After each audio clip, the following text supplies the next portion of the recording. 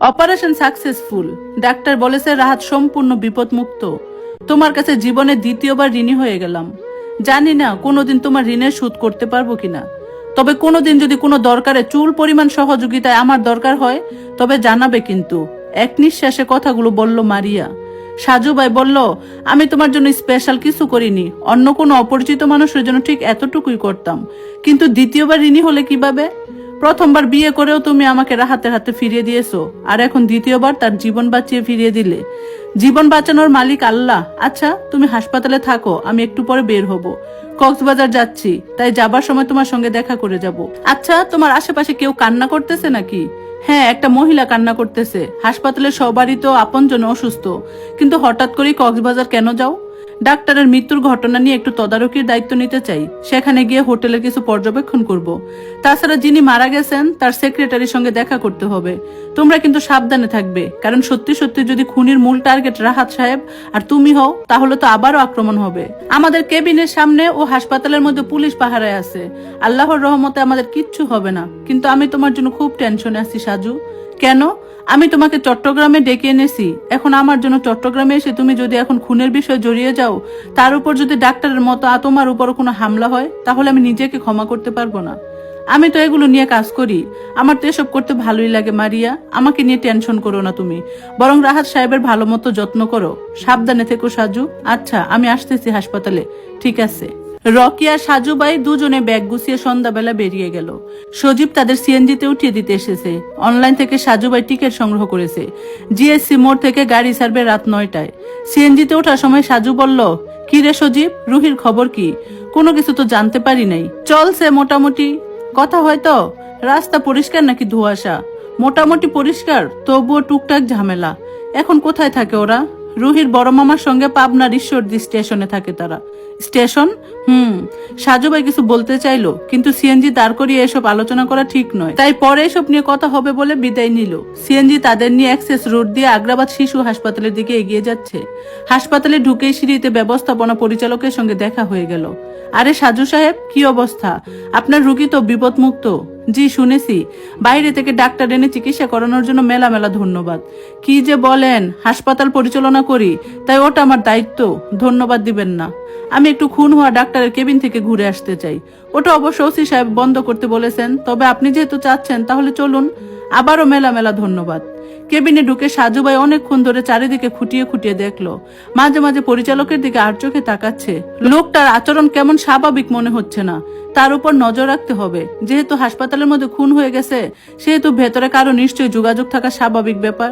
20 মিনিটের মতো পর্যবেক্ষণ শেষ করে সাজু ভাই, রকি ভাই ও পরিচালক কেবিন থেকে বের হয়ে গেল। সাজু ভাই বললেন, যিনি খুন হয়েছে তার নাম কি জাফর চৌধুরী? হ্যাঁ। আর আপনার নাম এনামুল হাসান? জি।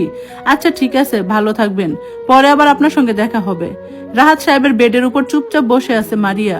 সাজু ভাইকে দেখে একটা শুষ্ক হাসির ঝলক বের হলো। মারিয়া শ্বশুর শাশুড়ি তারা দুজনে বাসায় গেছেন। অপারেশন হবার পর সামান্য নিশ্চিত হয়েছে সবাই, কিন্তু খুনের বিষয় নিয়ে আবারও তারা চিন্তিত, কারণ যদি আবারও আক্রমণ করে। সাজু ভাই বললেন, এখন কেমন আছে? হ্যাঁ ভালো, জ্ঞান ফিরেছে। আপাতত মনে হয় কথা বলতে পারবে না, তাই কিছু জিজ্ঞেস করতে চাই না। তুমি তাকে দ্রুত সুস্থ করার চেষ্টা করো, তারপর দেখি কি করা যায়। আমাদের জন্য তো 24 ঘন্টা পুলিশ মোতায়েন করা হয়েছে, কিন্তু তুমি নিজের খেয়াল রেখো। তোমার হাতের কোনো এতো বেশ কেটেছে। হ্যাঁ, রাহাতের অ্যাক্সিডেন্টের সময় যখন রিক্সার মধ্যে থেকে পড়ে গিয়েছিলাম তখন কেটেছিল। হাসপাতালেই তো আছো, নার্সের কাছ থেকে একটু ব্যান্ডেজ বা মলম নিয়ে নিও। আমার জন্য এত চিন্তা করো না, সমস্যা নেই, ঠিক হয়ে যাবে সাজু। আচ্ছা ঠিক আছে, বের হচ্ছি, কারণ রাস্তায় জ্যাম, তাই জিএসসি মোড় থেকে যেতে সময় লাগবে।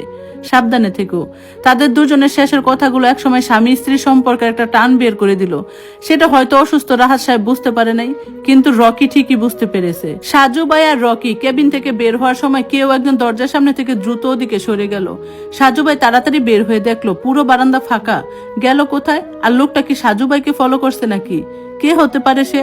বৈদ্যুতিক বাতির আলোয় বারান্দার বাহিরে আর তেমন কিছু দেখা যাচ্ছে না, শুধু দুজন পুলিশ দাঁড়িয়ে আছে। তাহলে কি ব্যবস্থাপনা পরিচালক এনামুল সাহেব তাদের কি লক্ষ্য করে রাখছেন? পুলিশের কাছে কিছু জিজ্ঞেস করা ঠিক নয়, তাই বাদ দিল। হাসপাতাল থেকে বের হয়ে সাজু ভাই ও রকি দুজন সিএনজি নিয়ে জিএসসি মোড়ে গিয়ে বাসের জন্য অপেক্ষা করতে লাগলো। নির্দিষ্ট সময় বাস ছাড়লো। পৃথিবীর দীর্ঘ সমুদ্র সৈকতের উদ্দেশ্যে রওনা দিয়েছে বাসের প্রতিটি মানুষ। চকরিয়া উপজেলা একটু আগে যখন বাস পৌঁছে গেল, তখন বাসের প্রায় সকল যাত্রী ঘুমে কাতর। সাজু ভাই তখন রকিকে ডেকে বলল, চল আমরা নেমে যাব।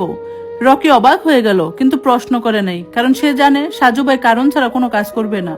তাছাড়া কারণ জিজ্ঞেস করে সময় নষ্ট করা পরে জিজ্ঞেস করে যাবে। সাজু ভাই বাসের সুপারভাইজারকে বলল, ভাই আমরা এখানে নামবো। সে বলল, কেন ভাই? আসলে ভাই জরুরি একটা কাজে আবার একটু চট্টগ্রাম ফিরতে হবে। ভেবেছিলাম কক্সবাজার গিয়ে ঘুরবো, কিন্তু চাকরি করলে যাওয়া হয়। ও আচ্ছা ওস্তাদ, গাড়ি স্লো করেন। সাজু ভাই গাড়ি থেকে নামার সময় ড্রাইভারের দিকে তাকিয়ে বলল, দয়া করে সাবধানে যাবেন আপনারা, আর গাড়ির স্পিড কমিয়ে দেন, যাতে যে কোনো সমস্যা হলে দ্রুত নিয়ন্ত্রণ করতে পারেন। একথা বলে তারা দুজনে গাড়ি থেকে নামলো। শ্যামলী পরিবহনের গাড়ি শ্যামল বেগে রাস্তা দিয়ে এগিয়ে গেল। রকি বলল, চট্টগ্রামে কিসের কাজ? মিথ্যা বলেছি, আমরা কক্সবাজার যাব ঠিকই, কিন্তু অন্য বাসে। কেন? পরে বলবো, এখন অপেক্ষা করে কক্সবাজার যাবার জন্য গাড়ি সিগন্যাল দিতে হবে। প্রায় 25 মিনিট পরে সৈদিয়া পরিবহনের একটা বাস তাদের সিগন্যালে থামলো। দুজনে বাসে উঠে বসলো। যদিও এভাবে যাত্রী উঠানো ঠিক না, কিন্তু এটা হচ্ছে সুপারভাইজার ও ড্রাইভার সাহেবের বাড়তি ইনকাম। একদম পিছনের সিটে গিয়ে তারা বসলো এবং চোখ বন্ধ করে রাখলো। ঈদগাহ পার হওয়ার পর সামান্য পরে গাড়ি জ্যামে আটকে গেল। সাজু ভাই ও রকি তখন অবাক হয়ে গেল। কিছুক্ষণ পরে সাজু ভাই সামনের দিকে এসে ড্রাইভারকে জিজ্ঞেস করলো, ভাই কিসের জ্যাম? ড্রাইভার বলল, শুনেছি সামনে নাকি শ্যামলী পরিবহনের একটা বাস নিয়ন্ত্রণ হারিয়ে অ্যাক্সিডেন্ট করেছে। এখন রাস্তা ব্লক, তাই গাড়ি যেতে সমস্যা হচ্ছে। চিন্তা করবেন না, আধা ঘন্টা অপেক্ষা করতে হবে। সাজু ভাই ও রকি আবারও বাস থেকে নেমে গেল। সামনে হাঁটতে হাঁটতে অ্যাক্সিডেন্ট হওয়ার গাড়ির সামনে গিয়ে রকির চোখ বড় বড় হয়ে গেল। সে শুধু বলল, সাজু এটা তো ওই গাড়ি যেটাতে আমরা উঠেছিলাম। কিন্তু সাজু ভাই তখন মোবাইল বের করে কাউকে কল করতে ব্যস্ত। হাসপাতালে খুন হওয়ার ডাক্তার জাফর চৌধুরী সেক্রেটারির নাম্বার সাজু ভাই আগেই সংগ্রহ করে রেখেছিল। সেই নাম্বারে কল দিল বারবার। চতুর্থবারে রিং হতে রিসিভ হলো। সাজু ভাই বললেন, তুমি কি ডাক্তার জাফর চৌধুরী সেক্রেটারি? হ্যাঁ, কিন্তু আপনি কে? আমি সাজু ভাই। তুমি এখন কোথায়? আমি তো চট্টগ্রামে। কিন্তু কোন সাজু ভাই? আমি তো চিনতে পারছি না। তোমার ডাক্তার খুনের বিষয়ে আমি একটু খোঁজ করছি।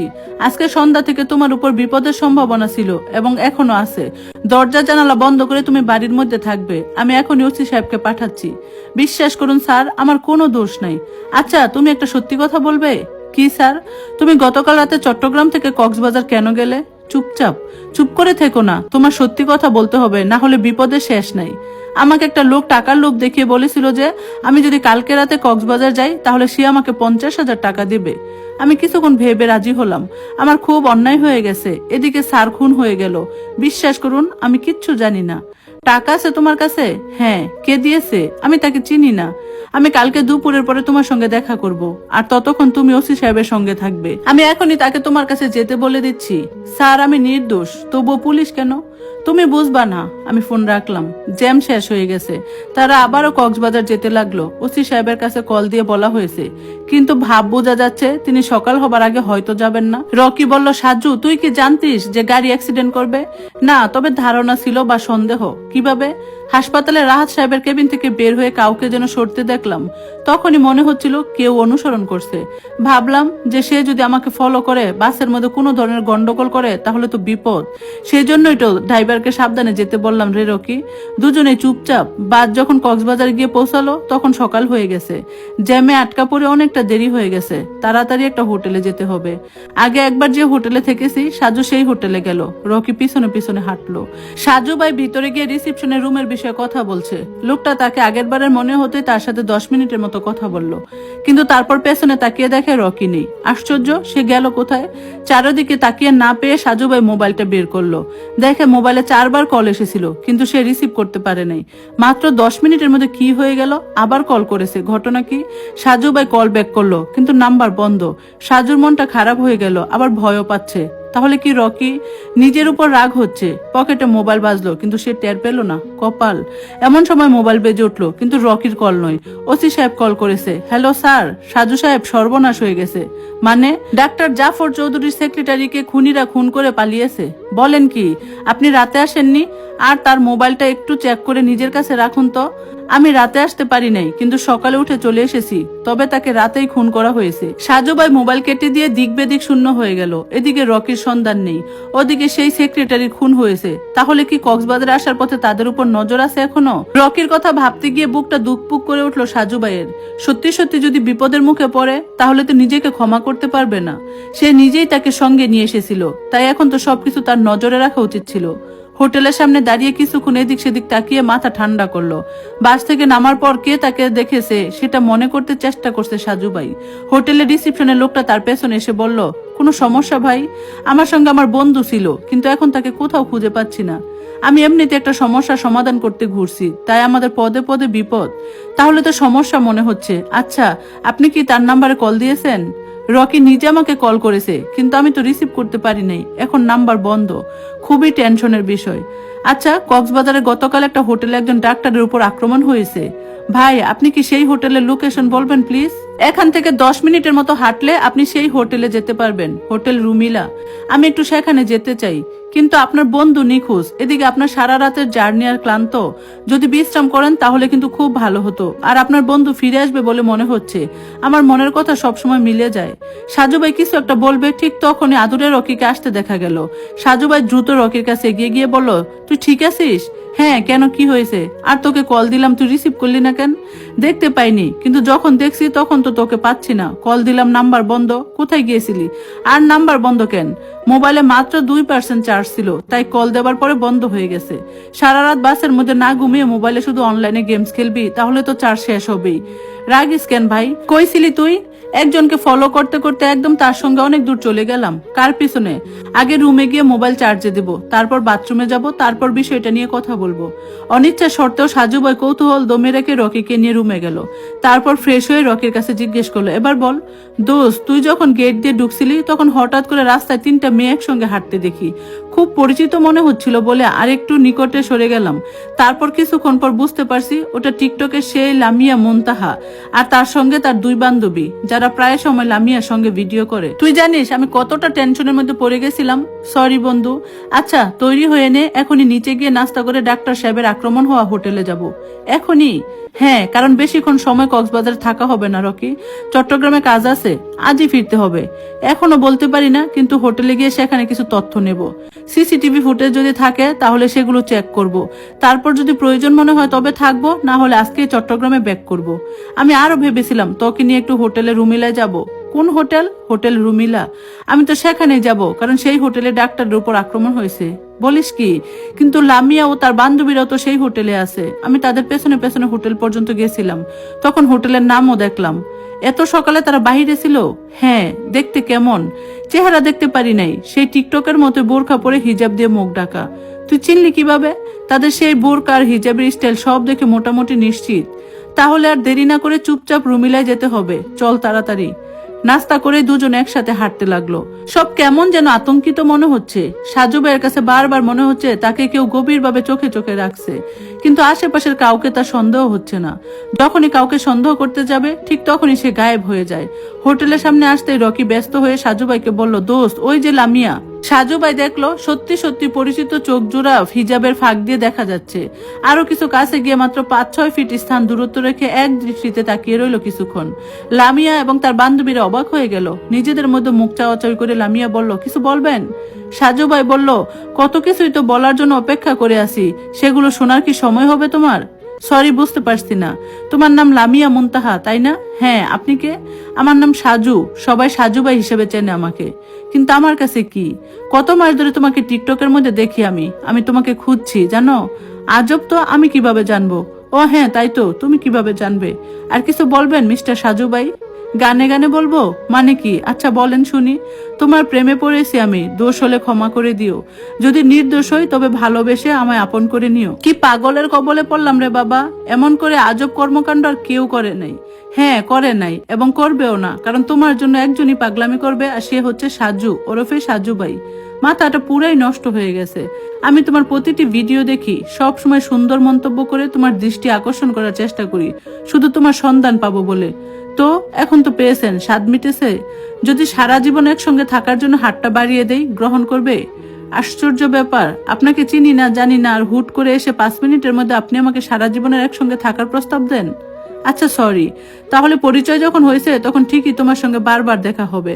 আমরা একটা কাজের জন্য তোমার হোটেলে যাচ্ছি, কাজ শেষ করে আবারও তোমার সঙ্গে দেখা হবে। আমাদের হোটেলে গতকাল একটা ভয়ঙ্কর ঘটনা ঘটেছে, তাই বাহিরের কেউ এখন ভেতরে প্রবেশ করতে পারে না। কোনো সমস্যা নেই, কারণ আমি পারবো, কারণ সেই ঘটনার রহস্য বের করার জন্য মাঠে নেমেছি আমি সাজু ভাই। ব্রুকুসকে তাকিয়ালো লামিয়া, আপনি কি তাহলে গোয়েন্দা নাকি? পেশাগত নয় বা কোনো লাইসেন্সও নেই, কিন্তু শখের জন্য করি। এ পর্যন্ত 4-5টা মামলা ঠিক সমাধান করতে পেরেছি। বাহ, অসাধারণ। আমার কাছে অবশ্য গোয়েন্দা কাহিনী পড়তে ভালোই লাগে, কিন্তু বাস্তবে কখনো কোনো গোয়েন্দার সঙ্গে কথা বলিনি।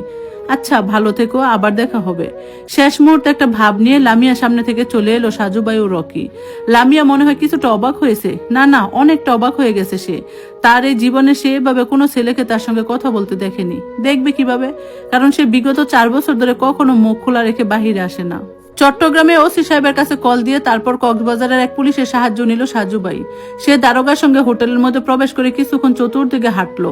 তারপর তারা ঘটনাস্থলে রুমের মধ্যে দিয়ে দরজার সামনে বা কতটুকু দূরে সিসিটিভি ক্যামেরা আছে সেটা লক্ষ্য করলো। দারোগা বললেন, সাজু সাহেব, আমাদের কাছে সেই মুহূর্তের ভিডিও ফুটেজ আছে, আমরা তো গতকালই দেখেছি, আপনি চাইলে এখন সেটা দেখতে পারেন। অবশ্যই দেখতে চাই। সেখানে স্পষ্ট দেখা গেছে হোটেলের এক কর্মী তার দরজার সামনে দাঁড়িয়ে নক করে, তারপর ডাক্তার সাহেব দরজা খুলে দিলে কর্মী ভেতরে প্রবেশ করে। 2 মিনিট পর কর্মী রুম থেকে বের হয়ে যায়, কিন্তু দরজা কেউ বন্ধ করতে আসে না। আর 5 মিনিট পরে ডাক্তার সাহেবের স্ত্রীর আহাজারি দরজার সামনে দেখা যায়, কিন্তু সেই কর্মীর আকৃতি অনুযায়ী এই হোটেলে তেমন কেউ কাজ করে না। আর সবচেয়ে বড় কথা হচ্ছে, এক কর্মীকে কেউ একজন মাথার পেছনে আঘাত করে তার পোশাক নিয়ে গেছে। সাজু ভাই বললেন, স্যার, তবু আমি সেটাই দেখতে চাই, আর সেই আহত কর্মীর সঙ্গে আমি কথা বলতে চাই। ব্যবস্থা করতে পারবেন? হ্যাঁ, অবশ্যই পারবো। খুব মনোযোগ দিয়ে ভিডিও ফুটেজ দেখলো সাজু ভাই। পরপর 3বার দেখে সে একটা নিঃশ্বাস ফেলে বলল, এত বুদ্ধি ছিল তার? দারোগা বললেন, ঠিক বুঝলাম না। দারোগা সাহেব, ভালো করে লক্ষ্য করে দেখুন, ওটা কোনো ছেলে নয়, ওটা একটা মেয়ে। পুরুষের পোশাক পরে পুরুষ আকৃতি নিয়ে একটা মেয়ে ডাক্তারের কাছে গেছিল। বলেন কি? হ্যাঁ স্যার। আচ্ছা, আমার হাতে সময় নেই, আমি সেই আহত কর্মীর সঙ্গে কথা বলবো। আহত কর্মীকে জিজ্ঞেস করে যতটুকু জানা গেছে, সে একটা রুমের মধ্যে তালা দেওয়ার জন্য এসেছিল, কিন্তু হঠাৎ করে কেউ একজন পেছন থেকে আঘাত করে, তারপর তার কিছু মনে নেই। যখন জ্ঞান ফিরে তখন তার চারপাশে অনেক মানুষ এবং তার পোশাক পাশেই পড়ে আছে, এবং সে পড়ে আছে সেই খালি রুমে যেটা সে তালা দিতে এসেছিল। তার জ্ঞান ফেরার আগেই ডাক্তার সাহেবের উপর আক্রমণ হয়েছে। সাজুভাই রকিকে নিয়ে হোটেল থেকে বের হয়ে রাস্তায় নামলো। তারপর দুজনেই হাঁটতে হাঁটতে তারা যে হোটেলে উঠেছে সেখানে গেল। রকি তখন বলল, আমরা কি চট্টগ্রামে যাচ্ছি? না রকি, কেন? খুনি একজন নয়, বরং 2 বা তার বেশি। আর কক্সবাজারে এখনো খুনির বড় একটা অংশ আছে, সেটা খুঁজে বের করতে হবে। কিভাবে বুঝলি? শুধুমাত্র মারিয়ার স্বামী রাহাত সাহেবকে যদি খুন করার টার্গেট থাকতো, তাহলে তো ডাক্তারকে খুন করার দরকার ছিল না। অসুস্থ মারিয়ার স্বামীকে খুন করলে বেশ হতো। তাহলে তাদের কোনো সম্পর্ক নেই? অবশ্যই আছে, কারণ রাহাত সাহেব এখানে খুব ভালো করে জড়িত আছে। কিভাবে? খুঁজতে হবে রকি, খুঁজতে হবে। শুন, বিকেলে আমি বের হব, তুই রুমের মধ্যে থাকবি। আমি না ফেরা পর্যন্ত তুই রুম থেকে বের হবি না। কেন রে? রাতে ফিরে সবকিছু বলবো। কিন্তু দুপুরের পরে আকাশের মেঘ জমতে দেখতে পাচ্ছে সাজু। আবহাওয়া কেমন যেন পরিবর্তন হচ্ছে। তবু আসরের দিকে রুম থেকে বের হয়ে গেল সাজু ভাই, আর রুমের দরজা বাইরে থেকে তালা দিয়ে বন্ধ করে গেল। রাস্তায় নেমে এসে চা বিস্কুট বিক্রি করা পিচ্ছি ছেলেটার কাছে কল দিল। তারপর সেই ছেলের বলা স্থানের উদ্দেশ্যে হাঁটতে লাগলো সাজু ভাই। সকালবেলা লামিয়ার সঙ্গে দেখা হবার পরে সাজু ভাই ওই চা বিস্কিট বিক্রি করা পিচ্ছিকে ডেকে বলেছিল যে সারাদিন ওই মেয়েটা ও তার বান্ধবী সবার দিকে নজর রাখতে হবে। 1000 টাকা দিয়ে তাকে পিছনে লাগানো হয়েছে। আর পিচ্ছি সেই সকাল থেকে লামিয়া যেখানে যায় সেখানে আশেপাশে গিয়ে এই চা বলে ডাকে। সমুদ্রের পার থেকে অনেকটা দূরে এসে নির্জন স্থানে লামিয়াকে পাওয়া গেল। আকাশের অবস্থা ভালো না বলে সন্ধ্যা হবার আগেই এদিকের মানুষ একটু কম। পিচ্ছিকে ছুটি দিয়ে লামিয়ার সামনে গিয়ে দাঁড়ালো সাজু ভাই। লামিয়া বলল, আরে মিস্টার গোয়েন্দা যে, সারাদিন পরে খুঁজে বের করলেন আমাকে। আমি তোমার সঙ্গে একা একা কিছু কথা বলতে চাই, সময় হবে? কি কথা? আমার জীবনের কোনো গোপনীয় কথা নেই যেগুলো এই 2 বান্ধবী জানে না, তাই যা বলার তাদের সামনে বললে সমস্যা নেই। আমরা সবাই একই আত্মা। তোমাকে আমি অনেক খুঁজেছি, শুধু নিজের জীবনে জড়াতে চাই বলে। বিশ্বাস করো, এমনটা কখনো ভাবিনি কাউকে নিয়ে। আমি একটা মেয়েকে বিয়ে করেছিলাম, কিন্তু সে তার পুরনো প্রেমিকের সঙ্গে চলে গেছে। তবুও তেমন কষ্ট পাইনি, কিন্তু তোমার সঙ্গে কথা বলতে ইচ্ছে ছিল খুব। আজও তোমার সম্পূর্ণ চেহারা দেখতে পাই নাই, কিন্তু তবুও ভালোবাসি তোমাকে। আপনি তো শুধু আমাদের ভিডিও দেখেছেন, কিন্তু আমাদের আসল পরিচয় জানেন? আপনি যদি জানতেন তাহলে ভালোবাসা তো দূরের কথা, বরং ফিরেও তাকাতেন না। তাহলে বলো, তারপর বিবেচনা করি। দরকার নেই, ক্ষমা করবেন প্লিজ। তোমার জীবনে কেউ আছে? স্পেশাল কেউ নেই, কিন্তু তবু অনেক মানুষ জড়িয়ে আছে। তবুও তোমাকে চাই।